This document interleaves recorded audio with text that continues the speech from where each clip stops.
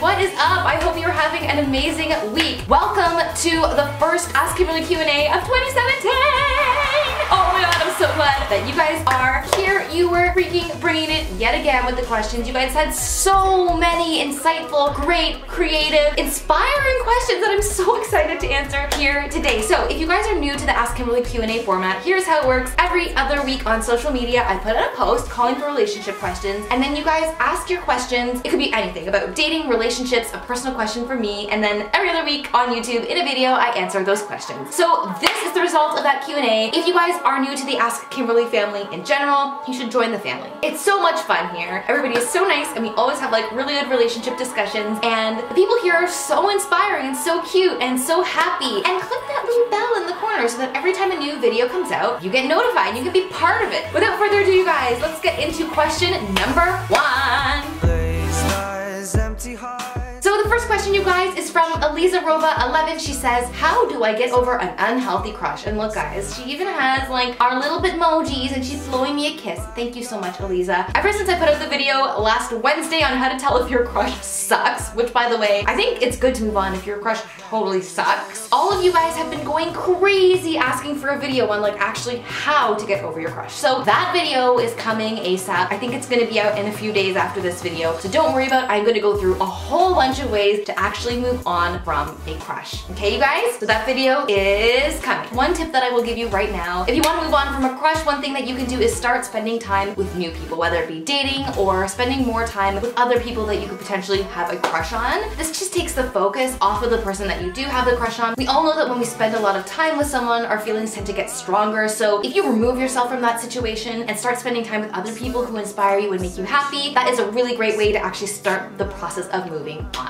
Stay tuned for the rest because it's coming next week in a video. Who's ready for question 2? Question number 2 is from Carice Parkman, and guys, this question I think is really funny because I get questions like this all the time. She says, you look way younger. What's your secret? Carice, I don't know if you know what my actual age is. I know what a lot of you think I am, and I don't think I am that age, so I thought maybe today we'd clear it up. So I'm 34 and I've done a lot of schooling. So I did 14 years of university education. I did a 5-year undergrad, a 2-year master's, and a 7-year doctorate. So I've spent a really long time in school, and if you want to know what my stay young secrets are, because I've heard from a lot of you that you do think I'm a little bit younger, which is totally fine. It's good to be passionate about what you do, and for me in my life, I feel so happy and excited to do what I do every single day, to give you guys advice and to work in the clinic that I own in Toronto. Yeah, I love my life. I'm so happy. I've been married for 5 years. I have a 3-year-old daughter, and everything in my life just brings me so much joy. So I think that it's important to love what you do and like feel passionate about life. But also guys, I have stayed out of the sun religiously since I was like in my teens because I heard that that's like a really good thing to do because the sun is like super harmful to your skin, so I've always made sure to do that. But other than that, I'm just a normal 34-year-old lady who happens to have a YouTube channel, and I just love my life. I love you guys so much, and I don't know what I would do without you. Okay guys, moving on to question 3. Question 3 is a really good one from Lala Steeber. So Lala says, hey Kim, I wanted to ask why I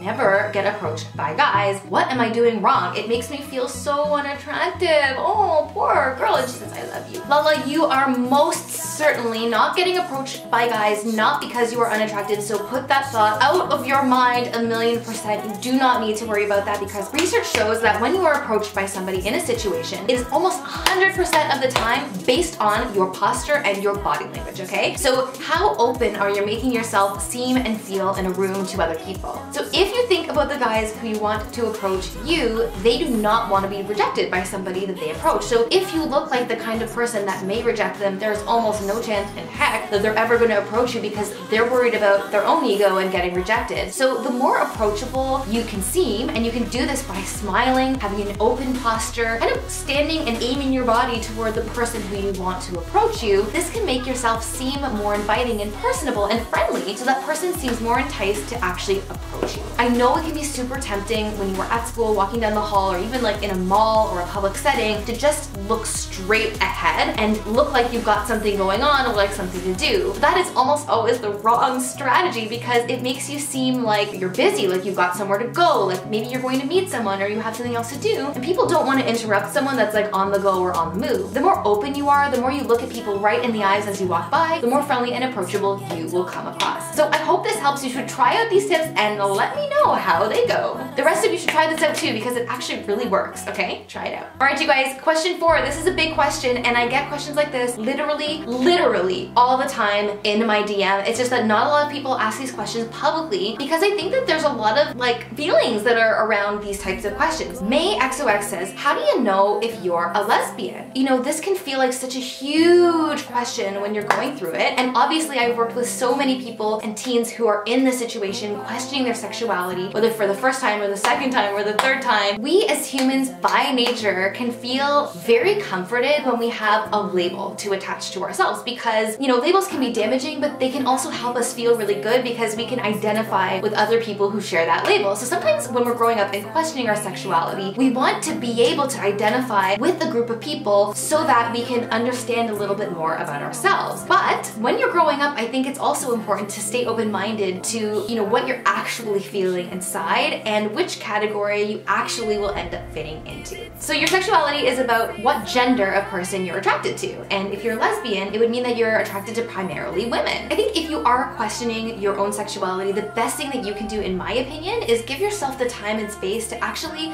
feel who you are genuinely attracted to underneath it all. I think watching YouTube videos is an amazing way to kind of get an idea of people in the different sexualities and hear what they have to say about their experience. Being able to identify with certain people is going to help you feel those feelings in yourself and if they resonate with you. Some people say that they know and that they feel super strongly and they have always felt super strongly what their sexuality is, and other people aren't always as sure. I think it's especially hard when you're queer because you may feel very strongly when you're young, but then because there's a societal element of like what is normal and what's queer, what's not normal, that can be very confusing and can make people actually question what their actual feelings are. So I think it's really important to kind of check in with yourself. The other thing that you can do if you are questioning is talk to someone. Obviously somebody safe that you feel is not going to be judgmental of your sexuality. So whether that be a professional, a counselor, an adult, or an older friend, somebody who's knowledgeable hopefully in LGBTQ issues, I think talking to them can help you explore some of your feelings that you're having inside and discover a little bit more about who you are. That being said, when you feel very strongly about what your sexuality is, just know that there is no pressure to disclose that sexuality to anybody else, like until you are absolutely ready, because it's such a personal decision when you share that information and how you share that information. So do not feel pressured that you need to come out like as soon as you actually have a label for your own sexuality. So if you ever feel that you want to share about your experience in the comments, because I know that everyone's experience is so different, share, especially about LGBTQ issues, because I know that those are things that a lot of people are shy about, and sometimes it can be really scary to talk about those types of things in the comments. So I would strongly encourage you, if you feel comfortable and if you are a leader, to start engaging in those discussions in the comments here, because I know there are a lot of you. Like, I know because I get these messages all the time, literally all the time, you guys. So I know that you subscribe to this channel, and I love my LGBTQ subscribers. I love you guys so much. And there are more videos coming for you, I promise. Please give me some topics in the comments below because I'm trying to figure out which ones I'm going to do in 2017, okay? All right, you guys, on to question number 5. I am so sorry I don't have your name. This is like the second time this is happening because I didn't write them down this time and I thought I had everybody's name saved. Well, it's from this amazing person who sent a picture of their totally adorable cat, and she says, or he, I don't know if it's a she or a he, says, what are your tips for getting a job related to your field after you graduate college? I'm kind of freaking out about my future, LOL, thanks. Oh. The best advice that I can possibly give you about getting a job after college, and obviously you guys know I was in college/university for so long, and I always worried while I was in school, especially during undergrad, what I was going to do after. Like, it was a constant topic on my mind. I was always worried about it. And then the crazy thing is, like, I never would have been able to guess where my career, like, I would never guess that my career would have ended where it did, here, and not that it's even ending, like it just keeps changing every single year. So I would strongly advise you guys, if you're, whatever, it doesn't matter what you're studying, whether it's psychology, whether it's business, I don't know what you're studying, let me know what you are studying in the comments below. But it's very important that A, you love what you do, and B, that you follow your own path. But C, like, do not stress about the job, because guaranteed, even if you choose something, a specific job, like there's no way that you can ever predict what opportunities are going to come up in your life. One thing that I have been doing in my career for the last 8 years is TV appearances, so things like Fox and Friends and Entertainment Tonight, and I love doing that. But when I became a therapist, I had no idea that a therapist or a relationship counselor, that could be a part of their career. Like, I just went into being a therapist because that's what I love, and the opportunities just found me because of who I am and my personality and just the way that life happened, like just lucky situations that I was in. And as soon as I ended up on a TV appearance for the first time, I was like, this is what I have to do. I was like, I'm gonna dress the part, I'm just gonna be me, and like, I'm just going to try to do the best job I possibly can because I knew that it was the right opportunity for me. That's why it's so important to follow what you love, because life is just a series of really weird opportunities and chances and lucky things happening that just come together. So you really never can predict what your life is gonna turn out like, and if you live a life that's too predictable, it could be a little bit boring. Like, why not explore and do something that's totally different in your career? The other thing that I would strongly recommend is to shadow. So going on job sites where you actually get to see what a career is, because a lot of times, like, we just read the words like, oh, public relations, but we have no idea what public relations actually is. You should go and shadow someone or be in the field for a day where you can actually understand a little bit more about the job and figure out if you actually like it. It's the same thing, guys, as evaluating like a potential date or a potential guy. You want to see if they're good enough for you. Well, the same thing should work with your career. It's like, you need to figure out if that career path is actually right for you.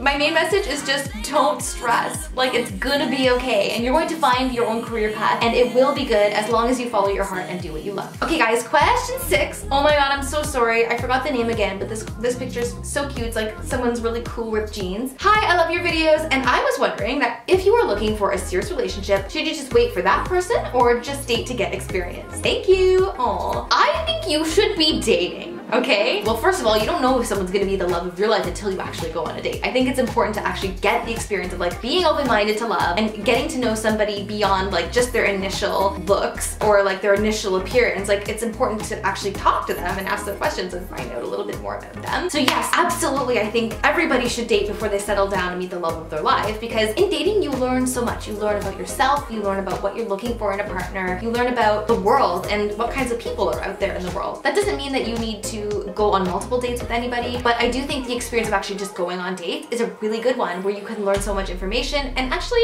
have a little bit of fun too. It is so much fun to check out a new coffee shop, an ice cream place, a sushi place, different parts of the city, art galleries, concerts. You can do so many fun things while you're dating, and it's really fun to get to know another human being while you're doing those things. Even if you meet someone who is not romance material, but you can see them being a good friend, or maybe you could work together somehow in business, or you could study together, or whatever the case may be, like, that's also a positive relationship, and it enhances your ability to connect with new people, and I think that's a really good skill to have. So yes, absolutely, you should date. Question 7, oh my gosh, this is from Brooke Aaliyah. She says, do you have a P.O. box? If not, you should get one. Okay, Brooke, so I have decided to get a P.O. box, and I am leaving the details of that P.O. box in the description below and also in my channel's description. So I am so excited to communicate with you guys in a whole new way, and you guys bring so much into my life. I think it'll be really fun to be able to communicate through mail, like the old-fashioned way. The next question is from Estefania937. She says, what are some cute date ideas that are inexpensive? Okay, I think this is a great question because a lot of you go on dates and you don't want to spend a whole lot of money. I think going to a concert in the park is super fun. There are a lot of cities that do things like that. It doesn't have to be like some famous artist. It could just be to go out and hear live music or see a play in the park, going ice skating at City Hall in the winter and sipping on hot cocoa, going for coffee. Sometimes you can even go to like an outdoor mall or an indoor mall and just kind of like shop around, especially if you have like a friend or relative to buy a gift for. That can be super fun. Going out for ice cream is a date that I think is super fun and cute.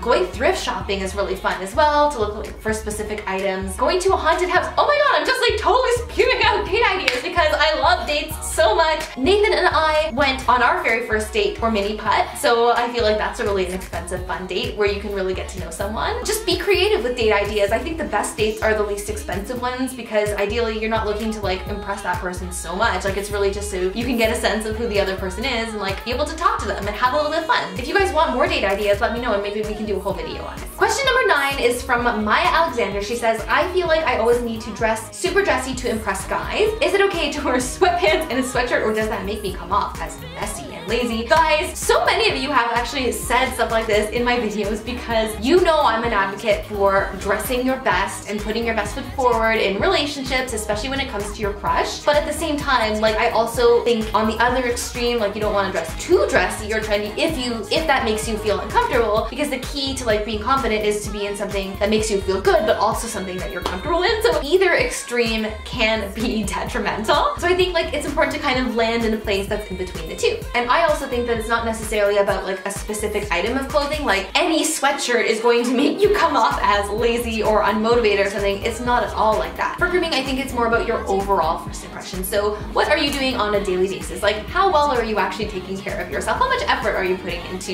your appearance? So if you are wearing sweatpants and a sweatshirt every single day and you're like never brushing your hair, your teeth, or doing anything like that, yeah, I mean, some people might hate me for saying this, but I actually do think that is a reflection of how you feel inside. And when we love ourselves from the inside out, it's important to take care of yourself. So I do think that's an important part of like presenting yourself to the world. But it's also important to keep in mind the culture. Like, so if you go to a high school where literally everybody wears sweatpants and a sweatshirt, like you want to make sure that you fit it and you don't stick out like a sore thumb because you're wearing something super, super dressy. So, I mean, it's a complicated question, but definitely you do not need to dress super, super dressy to impress guys. I think that when you are on a date or talking to your crush, the most important factor by far is like how you carry yourself and your personality that shines through and the way that you can actually engage with that person. That comes before anything else. Trust me, guys. The things that you say and do in your behavior is the most important thing, okay? Question 10. Question 10 is from Emily Corson 22. She says, this isn't a relationship question. I'm just curious though. What is your Myers-Briggs type? Also, thanks so much for your videos. I love your advice. I don't know if you guys are into Myers-Briggs. You know, I have a doctoral degree in psychology, but I am not an official Myers-Briggs administrator. You have to do like a program for Myers-Briggs. If you're unfamiliar with Myers-Briggs, it's like a personality system that has 16 different personality types. You guys should all check into what you think you might be. I think they might even have some tests online, but to do it the actual authorized way, you have to have like a Myers-Briggs professional come in and give you an evaluation. So I actually had one done several years ago by a good friend of mine. She's a psychologist and also a Myers-Briggs professional, so she's certified in Myers-Briggs. I came out as an ENFJ, but if you guys have done Myers-Briggs tests, let me know what your personality type was, because that's so cool. If any of you are looking into going to psychology or counseling or psychotherapy, that's really, really cool. Let me know if you want to be a Myers-Briggs administrator. Alright, you guys, so that brings us to the end of our Q&A yet again. I am so sad. I feel like they always go by so fast, but you guys are amazing. Thank you so much for participating, and if we didn't get to your questions, I'm so, so sorry, but hopefully we will get to it next time. Obviously, guys, join the family if you haven't already by clicking that big subscribe button and ticking on the little bell, please. And that's it for today, guys. I hope you all have an amazing rest of the week, and I love you all, and we'll see you next time. Bye! Mwah!